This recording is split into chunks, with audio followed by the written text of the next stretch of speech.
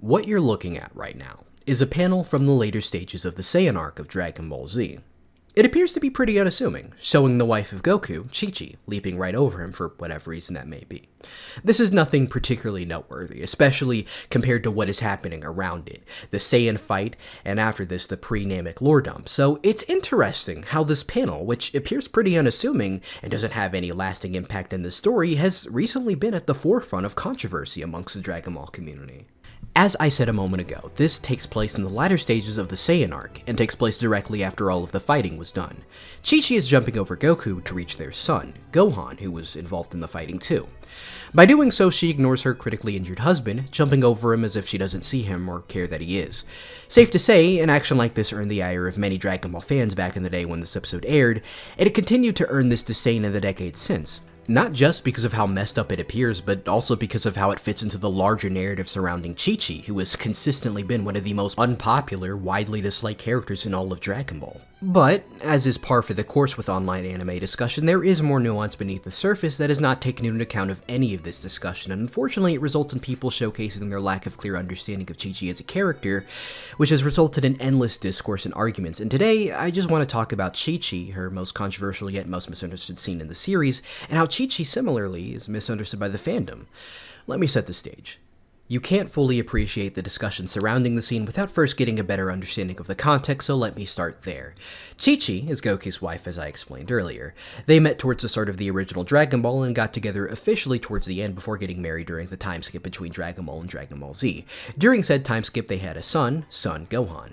Then of course the Saiyan arc happens. To give you a brief rundown of the important bits, Gohan, who unlike Goku is absolutely not a fighter, gets kidnapped by Raditz, a Saiyan who claims to be Goku's brother. He also reveals that both he and Goku are what are known as Saiyans, and that because of this Goku is not native to Earth like he thought he was. Anyways, Goku goes on to rescue Raditz with the help of Piccolo, and while they successfully defeat Raditz, Goku dies in the process.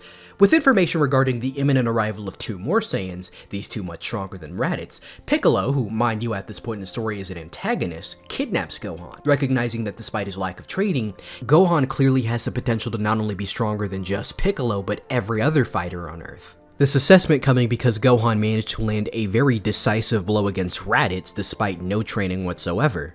Of course, Piccolo being an antagonist, he doesn't ask for Gohan's consent in all this, and he certainly doesn't ask for Chi-Chi's either. So let's fast forward to the aftermath of the Saiyan fight. Pretty much everybody who went into that battle died, with the exceptions being Yajirobe, Krillin, Goku, who just came back from the dead, and Gohan. It's at that moment that the rest of the Dragon Ball squad arrives, including Chi-Chi, who with single-minded determination, beeline straight for her son. As I said earlier, the controversy of this scene lies in this specific action, not only to focus her attention on Gohan, but to completely ignore Goku at this moment, leaping over him as if he wasn't there in the first place. Mind you, she hadn't seen Goku in over a year. Last she heard from her husband, he was going out to meet some old friends, and he never came back home. Now he's back, and alive, but barely after having his body destroyed in the fight with Vegeta.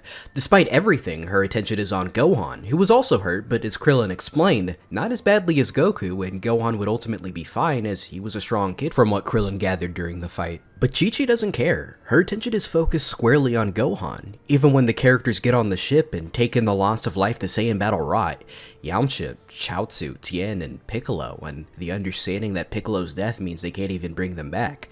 Chi-Chi seems so oblivious to the loss of people she may have considered acquaintances. She only focuses on her son. As I indicated earlier, this scene is a vehicle for discussion surrounding people's disdain for the character of Chi-Chi. She hyper-focuses on her son and appears oblivious, if not outright dismissive to the reality around her. The death of her allies? She couldn't care less. The return of her husband? Couldn't care less. The critical injuries said husband suffered? Couldn't care less. Her friends mourning the permanent loss of those allies? Couldn't even be bothered to help comfort them. This scene, to many, is only a drop in the puddle of Chi-Chi being kind of a selfish dick to those around her, showing an insane level of stubbornness that showcases a very serious detachment from reality. But that isn't the whole story. The reason this scene has become so heavily discussed is a result of retrospective looks at Dragon Ball and particularly Chi-Chi. Chi-Chi had been so heavily detested by fans throughout much of the aughts and 2010s, but by the 2020s, it appears a lot of that hate has slowly died down. Fans in recent years have been reappraising her character, coming to recognize that for as stubborn as she was, it was never for any unreasonable reasons. She was commonly criticized for being responsible for Gohan choosing to be a scholar instead of a fighter like his dad. However, not only does that ignore that, especially as an adult, that was his choice to focus on his studies over training, but also that it's only fair that Chi-Chi, who was married to a country bumpkin, who's admittedly not that smart, would want her son to be much smarter. She was also resented for trying so hard to keep Gohan out of conflicts, such as in the Namek arc and the Android arc too. But is it really unreasonable for a mother to want to keep her young son, mind you Gohan isn't even a preteen in both of these cases, from possibly getting killed in battle? So now this scene from the Saiyan arc, which at one point was one of the go-to examples of Chi-Chi being a terrible person, has re-emerged as the front-center example of people being unfair and unreasonable to Chi-Chi. Again, Chi-Chi hasn't seen her son in over a year. All she knows is that Piccolo, who last she saw shot her husband through the shoulder and beat him up, is training her 4-year-old son and is going to force him to participate in a battle which will determine the fate of the world. Gohan is honestly lucky to be alive, and so it's only fair that Chi-Chi be determined to finally get her hands on him and let him know that he's safe now. Not only for his sake, but for hers. Like, I can't imagine the stress she went through in that situation. Like, if you had a kid in this situation, what would you do? And why did she ignore Goku? Well, simple. She married Goku and she knows what to expect with him. He may be critically injured, but she'd been through this song and dance before, so she knows he'll be fine, so why bother being worried about him? Gohan's still a kid, and well, if my kid was in the same situation, I'd be tweaking just as hard. So, there you have it. Chi-Chi is more than justified in this scene, and this is just another example of Dragon Ball fans overlooking the nuance of the character in favor of shallow, unfair analysis. Or is it? Because to be truthful with you all, even this, in itself, is a shallow, nuanceless analysis that also serves to misunderstand Chi-Chi. I have so far presented this video as a fair defense of Chi-Chi and her actions during this scene, and I won't lie, I don't mind Chi-Chi. I think a lot of the criticism she gets isn't entirely fair. But I also think a lot of the defense we've seen in recent years, particularly towards this scene, have showcased a similar lack of understanding of her character. Once again, I think there is more nuance below the surface to this perspective on Chi-Chi that needs to be acknowledged. Let me set the stage. The most common issue people have with Chi-Chi in this scene is her complete disregard for Goku's well-being in this moment. Last she heard, her husband had died protecting Gohan. Now a year has passed, and he's back, and in critical condition, but she doesn't even bother to even look at him. As I said earlier, the common argument as to why is because she understands that Goku, being who he is, will be fine, and that her attention should be on her 5-year-old son who has never been in combat and last she heard was kidnapped by Piccolo. But this assessment is entirely based on a headcanon that simply isn't true, because in the next chapter, she's pressed by Yajirobe as to the reason she doesn't even care that Goku was also injured. She doesn't tell Yajirobe that Goku is her husband and she knows he'll ultimately come out of this okay. She scoffs at him and tells him it's because of Goku that Gohan had to go through any of this in the first place. So no, it's not because she believes Goku will be fine, it's because she blames him for putting Gohan in this situation in the first place, even though none of this is his fault. Reminder, he died trying to rescue him. He didn't have a say in Piccolo training him at all. And when he returned from the other world to fight, he told Gohan and Krillin to retreat and he'd take care of the fight for them, even though it would have been more beneficial for all three of them to take on Vegeta at the same time. The only reason Gohan eventually joined the battle was on his own volition. Goku was not responsible for any of this, and Chi-Chi should be very aware of this, and yet she still blames Goku and as such ignores him for it. And somebody might retort with, well, Chi-Chi doesn't owe Goku attention, and you're right, she doesn't. But this isn't just about attention, it's about basic compassion. Goku returned from the dead and fought to protect their son, nearly losing his life again.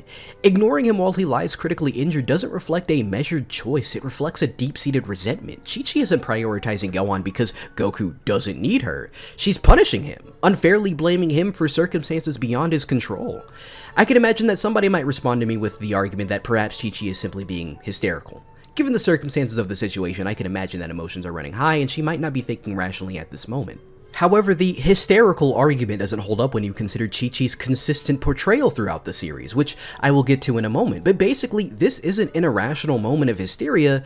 No, this is pretty in line with how Chi-Chi acts most of the time in this series. The manga nor the anime never suggests that her behavior here is a temporary lapse. There's no indication that her blame towards Goku was anything but genuine. During the very same episode in the anime version, when Yajirobe retorts to Hiroshi expressing sadness that Piccolo didn't survive the Saiyan fight with, "Well, excuse me for living," Bulma lashes out at Yajirobe expressing that he should have been the one to die instead of Piccolo, that he was a good-for-nothing, and that all he did was run and hide while everyone fought and died for the planet's sake. However, it's clear this is coming from a place of grief, having just lost Yamcha and having to take in the fact that it's permanent. The anime makes no effort to hide that she's just really emotional at this moment. Chi-Chi's scene, on the other hand, has no such framing, anime or manga. She means that shit. And as I suggested earlier, this attitude she has perfectly lines up with her characterization up to this point. I really hate to be that guy for a lot of Chi-Chi defenders, but let's be real, Chi-Chi is nowhere near as nuanced as a lot of Dragon Ball fans imagine her to be. Post-OG Dragon Ball, where she'd been a pretty unassuming but very caring young woman, in Dragon Ball Z she is characterized as being overbearing, closed-minded, and stubborn, often to the point of irrationality. Her outbursts aren't presented as moments of hidden emotional vulnerability or misunderstood intentions, they're played straight, often for comedic effect. Her feelings are often fair and make sense, but the whole point is that she goes about everything in the most closed-minded, irrational ways. Both times she's against Gohan potentially getting himself involved in conflict, it's mostly because she doesn't want him falling behind in his studies, not out of fear of the danger he might be getting himself into. Or when Gohan's going out into space, she nonsensically asks for him to write back to her all the time while he's out there. These aren't the signs of hidden depth or nuance, it's consistent with how Chi-Chi is characterized throughout the entire series. Stubborn, often unreasonable, and driven by a narrow perspective. Her actions aren't the result of complex emotional layers, they're an exaggerated comedic portrayal of a controlling parent who refuses to see the bigger picture. A portrayal that in many ways was meant to come off as unlikable, reminding the audience of how demanding and seemingly close-minded their own parents appeared at a young age to them. That being said, there are moments where Chi-Chi's softer side does peek through. She genuinely cares about her family and wants what's best for Gohan, even if her way of showing it is often misguided. She can be sweet, loving, and protective when the situation calls for it, but those moments are few and far between in a series that prioritizes action, spectacle, and larger-than-life drama. You know, again, she's a side character. We don't often see her. Chi-Chi's potential for warmth is there, but it's rarely explored in depth, overshadowed by her more prominent, abrasive traits. Why do you think Dragon Ball fans have disliked her for so long? It's because she's written to be an unlikable character. Her motivations may be understandable, even relatable at times, but that doesn't change the fact that she's intentionally portrayed as harsh, narrow-minded, and overbearing. Chi-Chi isn't a misunderstood character with hidden depth. She doesn't even really have any depth, in fact. I'm sorry, but the reality is Chi-Chi did not in fact jump over Goku because she knew he'd be fine. She did it because she was being overdramatic and irrational. Because she doesn't have that level of depth Dragon Ball fans believe she does. I get the impression that years of fan works like fanfiction and fan comics have caused fans to lose sight of characters like Chi-Chi and how they were actually portrayed in this series, because fan artists have taken to portraying her in this more nuanced and understanding but harsh way that adds more layers to her characters. And I'm glad these creators do this, because I do think she has the potential to be a much more interesting character in the grand scheme of Dragon Ball story and stuff like that. But this unfortunately was not the actual Chi-Chi in the series, and because of that there's a huge disconnect between the modern fandom perception of Chi-Chi and what's actually written in the manga. And the results are, well, situations like this. The fandom will tell you one thing, then the actual story will tell you another. Am I saying people shouldn't like Chi-Chi, or that all the hate she got was justified? No, it's a little more nuanced than that. But the point I really want to illustrate is that, well, the discussion deserves more nuance. Chi-Chi honestly deserved defenders after years of unfair criticism, but now, instead, the character's gotten defenders who ride or die for her without actually taking into account any of the fair criticism. And the reason it bothers me isn't because it really puts into perspective how little Dragon Ball fans actually pay attention to Dragon Ball, but because of how much I see stuff like this all the time, how quickly people are to come to the defense of certain characters, whether or not that defense is needed, when some of the criticism is genuine and fair. Picture totally unrelated.